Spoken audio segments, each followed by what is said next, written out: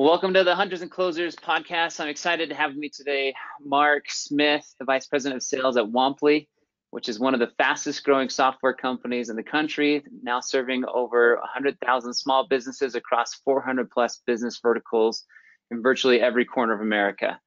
They are fanatically values-based company with $50 million raised to accelerate their growth. And I couldn't be more excited to have Mark with me. So thank you for joining, Mark. Thanks for having me. Absolutely.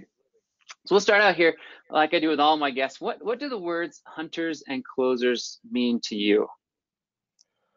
Oh gosh, I wish I would have known that question beforehand. It's a good one. Well, in a perfect world, they're the same thing. I'm actually pretty pretty intent that the sales world needs to go back to a full stack. There's a bit of hypocrisy in there because when I started a brand new channel at Womply a few months ago, we went to a hunter closer model. So I have to take a step back there a little bit. But hunter to me is the person that, along with marketing, is going out and making those initial contacts and really narrowing down the target market and the target customer through a number of things, whether it's marketing channels or telephone calls or emails, really making sure that when it comes time to close the deal, or actually more specifically, when it comes time to make use of the prospect's time, which is, as you know, unbelievably valuable. We truly do believe that it's in the best interest of all three parties, the client, the salesperson, and the company, right? Because all three of those have to be aligned. I personally believe that account executives should be doing their hunting a lot more often than they do. I think it is far too skewed towards a hunter-closer model, especially in the B2B industry. But there is use for it, and we certainly use it here. And it's a great way to get rapid growth. But in my opinion, blending those two together is actually the best way to align the interests of everybody involved. That's great. Thank you. We lost your video, so if you're able to get it back on, that'd be awesome. But we can keep moving along. Okay. So how has LinkedIn benefited you in your sales career, Mark? Good question. Well, me directly, almost nothing. If you're just looking at like maybe the monetary benefit that it brings to me, there's been none of that. But on a personal level and professional level, it's actually been really interesting. I've only been active on LinkedIn for about 2 years. It was actually a bit of a fluke. I didn't really know people were active on LinkedIn. I thought it was a place that you, excuse me, I thought it was a place that you you post your online resume and maybe go looking for jobs. But one day I happened to make a comment on LinkedIn and actually didn't even know you could make comments. And I don't know why. I have a hunch as to why it went viral, but the first ever post I did went to like 2 million views, and I thought, well, this is pretty cool. And so really what it turned into, excuse me, it turned into basically a kind of a cathartic exercise for me, a place to write down my thoughts when I thought that I had something interesting to say or something that I was trying to process through in my mind. And over time, a following just got built. Excuse me. I hope you have a cough editor because anybody who knows me knows that my voice and my breathing is pretty horrible. No. But sorry, lost my train of thought. But yeah, it's on a professional level. If there's been a benefit other than networking, I really have gotten to know some amazing people, and I've been able to actually help them with connections. And on a few occasions, those connections have sort of helped us out. But it's to this point, I think I've been more external facing than anything. On a Womply basis, because we are so fanatical about small business, my LinkedIn presence doesn't do much for us because small businesses are a little bit less likely to be active on LinkedIn. But what it has done, fortunately, is it has made it easier for us to recruit really great talent at Womply. Luckily, there are people who like what I have to say and want to work with me, so it makes it a little bit easier for us to recruit. there's a downside to that, in that you don't want to recruit people that are just fans or think Sure. only the way you think. But it's definitely made it easier for the recruiting team to attract talent. So that's been the major benefit there. That's great.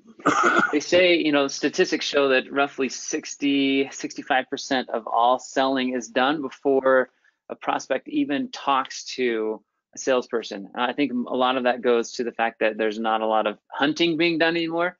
But it also goes to the fact that there is an internet and people can go and search and find and do a lot of research before they actually have that initial conversation. Um, do you like your sales teams to be active on LinkedIn, and in what manner? I don't have a great preference right now, again, because of the target market that we're in.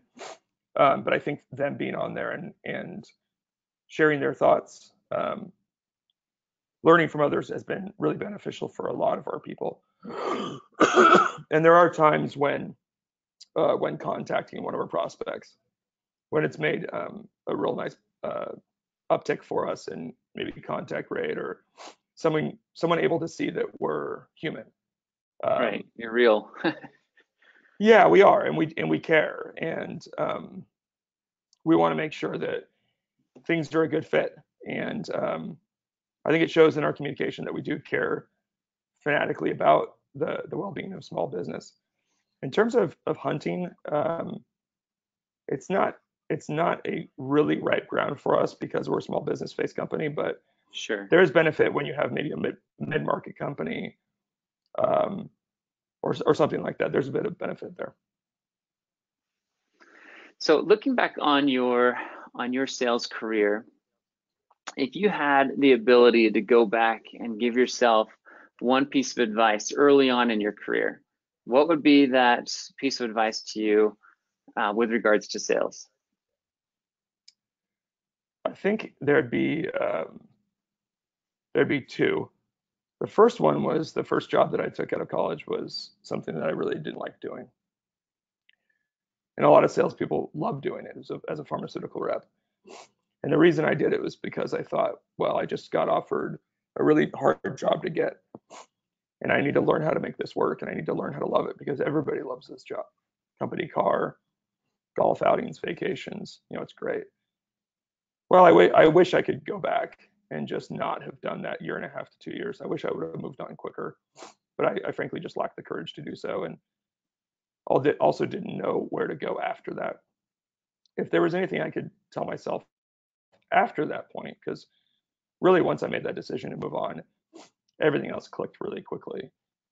It was that I really should have done a better job early on in my career understanding the world around me, understanding what my target market even experiences on a day-to-day basis. It wasn't until I did that I started to get pretty good at communicating with people. You can have the world's greatest sports car and a stay-at-home dad with 5 kids has no interest in that, right? And too often we get really excited about our company and about our product and about all of the things that we do, and we don't really take time to understand what our target prospect, what they're going through.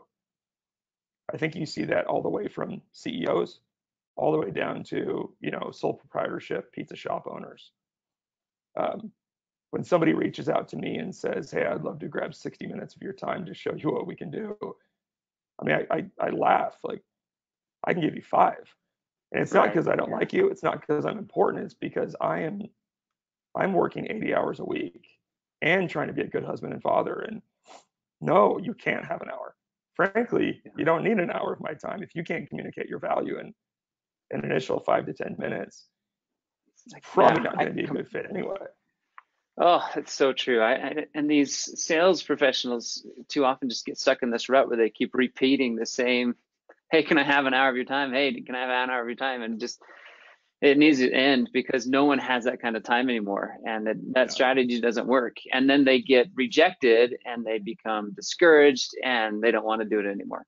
So it's challenging. And I think it comes to training, it comes to leadership, and it just comes to education, Yeah, and you So see that in all walks of life. You see that in the gym when, and I'm certainly not in shape, but there was a time that I was, and there was a time that I did know how to work out and how to be fit.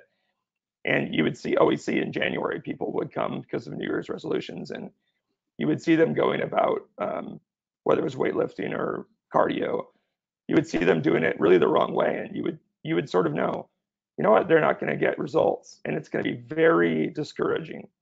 And they're going to begin to resent the gym, and they're going to be, start to to think that it's just not for them. And that's just counterintuitive to everything. It's counterproductive. If we don't set our sales reps up with proper training, proper understanding of the target market, they're going to bang their heads against the wall. They're going to think sales is not for them when it's just not true. They probably just weren't trained properly. yeah, And they're going to give up on a career or a company or a product long before they really should. And I failed a lot of sales reps with not giving proper support. I can't tell you how many people, unfortunately, I've watched walk out the door knowing that they absolutely could have a career in sales, and my inability to support them at that time, may contribute to them leaving a career at which they could be really good and really fulfilled. And so we take it really seriously at Womply, and certainly at other companies that I've been at, to make sure that when we promise a rep support, we give them that support. And the biggest failure I've ever had in my career hasn't been, missing sales results or missing quarterly revenues or whatever it may be. It's when you fail to keep a promise to your sales staff, that weighs on you greatly, because you affect a lot of people with your managerial incompetence. And I've certainly gone through those times. And when I come to work every day, I do whatever I can to make sure that doesn't happen again. that's great. That's great insight, and I appreciate you being honest, because we've all had it. We all have failures in our lives, and many of us have a challenge of admitting those and learning from them. So it's good that you're able to recognize it. So thank you for sharing that. And that's a good Sure. leeway into talking about your style of leadership. I had an experience years ago when I was a sales leader, and the executive vice president of sales pulled me in the office and said, "Hey, I need you, Danon, to be a bull in a china shop." And I just stared at him like, "I am not a bull in a china shop. That is not my personality. That's not who you hired." You know. Yeah. So how would you describe your style of sales leadership? Honestly, my style of sales leadership is sort of just my style as a human. I mean, I tried to be a different person. It didn't take. And so I've just kind of embraced what I'm good at and what I'm not good at. Um, I don't know if you could categorize it. Um, I think that possibly have like a paternal type of style, whereas I embrace the mantle of leadership. I'm very happy to make decisions. If I need to, I will revert to sort of a dictatorially steamroll people if I absolutely have to. But what I really prefer to do is set goals, give guiding principles that matter to our company and to our customer, and then allow them to completely manage themselves and get to those destinations the way they want to. You, of course, add to that, trust and verify, and you have your check-ins and making sure that there's no, core values being violated, and making sure that everyone's on pace. But time and time again, when I've tried to prescribe exactly what should be done, I've been wrong. And so I'm much better at just giving guiding principles, giving specific goals, and then hiring really great people to get the job done. We just hired a phenomenal new sales director named Crystal Stevens. And honestly, when I give her instruction, I half expect her to roll her eyes and be like, "What are you talking about, dude?" Because she's so competent. Like, she's so good at what she does that I've really had to give her like 3 directions ever, and then she's been like, "Yeah, I got it." And she just, man, she churns out work and she churns out productivity. And so that's what I really prefer. And um, I try to keep promises. I try to be genuine. I mean, I like people. I don't like to disappoint them. I have feelings just like everyone else does, and I certainly let people see those feelings. Um, but I don't have any sort of particular management philosophy that I subscribe to. I just try to be myself. That's great. Now, I wanted to, here towards the end, there was a post that you put on LinkedIn, I think it was a month or two ago, talking about the separation of the work-life balance and some ideas that you had and some changes that you had made with regards to your cell phone and your home. And so would you mind describing that to our listeners and tell us what the results have been? Because so many salespeople have a real challenge of disconnecting from work. And there's a real problem today where salespeople are not taking time off because they feel guilty. And when they do, they still are on their phone and not actually relaxing and being able to recharge themselves, and they're getting burned out. So can you share with us what you've done and what the results have been? Sure, and I'll try to be concise because I actually think this is you and I could probably talk about this for hours, but I think there's a number of problems in the work-life balance with sales reps, sales leaders, companies, families. I think a lot of times companies simply don't enable there to be a balance, and that's just unfair. One of the reasons that sales reps don't want to take time off is because they take such a massive financial penalty to do so. Um, you can reduce their quota, which is effectively saying, hey, you can make less money. We won't fire you for doing it. But that doesn't change the fact that when they're on vacation, they're incredibly stressed about missing the commissions that they normally would have made. So actually at Womply, what we do is we determine your average amount of sales you make in a day or the revenue you bring in. And when you take a vacation, we simply credit to your quota. We don't reduce your quota. We just credit to your quota the exact amount of revenue you would have brought in during that time. So That's while you're on awesome. vacation, you don't lose a single penny of potential revenue. We frankly make you turn off your phone or your computer, and you're really not allowed to communicate with the office. And then when you get back, you can still have the same big revenue month or quarter if you just get back to work. The other thing that we do, and Womply does a phenomenal job at this, it starts with Toby, our CEO, is when we're off, we're off. And we really do hold ourselves accountable to true emergencies only are the only reason you should interrupt somebody who is sick or on vacation. And as most of us know, there's no such thing as a true emergency. I mean, it's like 1 out of 100 things that we think an emergency are. But to the question about a recent tactic that I used, being a husband and father is really, really important to me. And I thought I was being a really good one, but my wife was kind enough to let me know, pretty directly that yeah, I'm a good husband, I'm a good provider, I love my son, but I'm not really that attentive in the evenings when I get home. On the weekend, sure, but say from 8 p.m. to midnight, I wasn't exactly attentive. And so what I did is I left my phone in the car, and I wouldn't get my phone until after my son was asleep and about 15 to 20 minutes before bed. And that would force me to get work done before I walked in the home. And then I would just check for emergencies before I went to bed. A couple of things you realize. Number one, there has not been an emergency yet. There's not been a single thing that couldn't wait till the next day. There was one time where a coworker was in a serious bind, and I said, "Hey, I'd really like to help a coworker out." My wife was thrilled to let me do it. What you also realize, though, is there's a major difference between having your phone in the car and having it in your pocket. And what I was seeing was when I was home and talking to my wife after I had a 16-hour day at the office, incredibly stressed, and she might be talking to me about something that was incredibly important to her. Just the fact that my phone was in my pocket was making me discount what was important to her because what was on my phone was more important to me. And so it was this physical distraction and this physical diminishment of what was important to my wife. And I found that when I leave my electronics in my car, our conversations flourish. We have so much more to talk about. Everything seems more interesting. Everything seems more important in terms of my family. And then when I go grab my phone before bed and take it upstairs, I feel really good that I've given attention to my family. I've had that balance. I've thoroughly enjoyed my evening and I've been able to relax.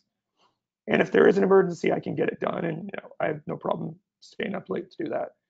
But really, you go to bed realizing there is an emergency, and I can get back to work in the morning. And it's it's honestly shocking to me how much of a difference that tactic has made in my life for the last about 3 months. It's been life changing. That's fabulous. Thank you for sharing that. And it's wonderful to see other sales leaders that understand this problem and are addressing it. And I think it's fabulous what Womply is doing. So thank you for sharing that as well. Sure. So we just got a couple minutes left. Tell us about Womply. Oh gosh, that's a really long conversation because I love it. Our tagline is we help small businesses thrive in a digital world. But what I always tell people is that every one of us comes to work every single day with one goal, and that is to strengthen the American small business. Small businesses still employs, I believe, 52, 53% of American employees. It's still a major driver of the economy. And these are people that, I mean, they live and breathe their business. Their failure or success is a failure or success for a lot of people, for their communities, for their employees, and in many ways for our economy. And they've been unable to compete with, Wall Street, large corporations, because certain software tools have been unavailable to them at a decent price. And so we're able to, with a pretty ingenious business model and certain partnerships, offer some incredibly robust products to them. For instance, the world's first pre-populated CRM. And we can provide that to them at 1/10 of what they would pay with an enterprise level software company. So it's awesome. I mean, the people we talk to every day, every walk of life, every level of revenue, every level of employee, but man, they love their businesses. And when we can help them get stronger, it's just so cool. That's fabulous. Yeah, it's so needed today. So I love that Womply's addressing it, and the success that Womply's having is wonderful. And I know that I think Womply has 3 offices, right? Portland, Lehigh. Is there one more? So we no longer have Portland. We condensed that with San Francisco. But we have a large office in San Francisco. We have a couple hundred people in Lehigh. And we actually now have offices in Nicaragua, in the Wow, Philippines, and in Guyana. And we're actually, really? yes, that's also been incredibly exciting, is being able to offer employment opportunities to people in different countries who similarly care deeply about small business. It's been incredible. So I believe you're going to see Womply at 600 to 800 employees within the next 6 months, many of whom are actually in different countries. That is so cool. I Yeah. love it. Well, I appreciate you joining us on the podcast today. Anything else you want to share with the listeners before we sign off? Well, first, just thank you. Thank you for inviting me on. Thank you for tolerating my voice. For anybody who follows me on LinkedIn, I have some health issues, and it makes me sound like Yoda. It makes me cough and wheeze a lot, but No thanks for that. problem. But honestly, I just appreciate anybody who's doing these podcasts, because sales is hard. It really is. And anything that helps us feel like more of a community, helps us feel like there is a light at the end of the tunnel, helps us see that just because the sales job you're in right now doesn't work out, it doesn't mean you should leave sales. You might just need a different fit. I just think you're doing a great service, and I appreciate being a part of it. So thank you so much. You are welcome. It was great to talk with you. Appreciate all the insights you shared, and wish you and Womply the best of success. Thank you so much, and hopefully you get a chance to ride your Harley Davidson this weekend. It's like the Thank you. last decent weekend in Utah for the next 4 months. It's true. It's true. All right. Thanks, Mark. Have a good Thanks, one. Shannon. Take care. Bye bye.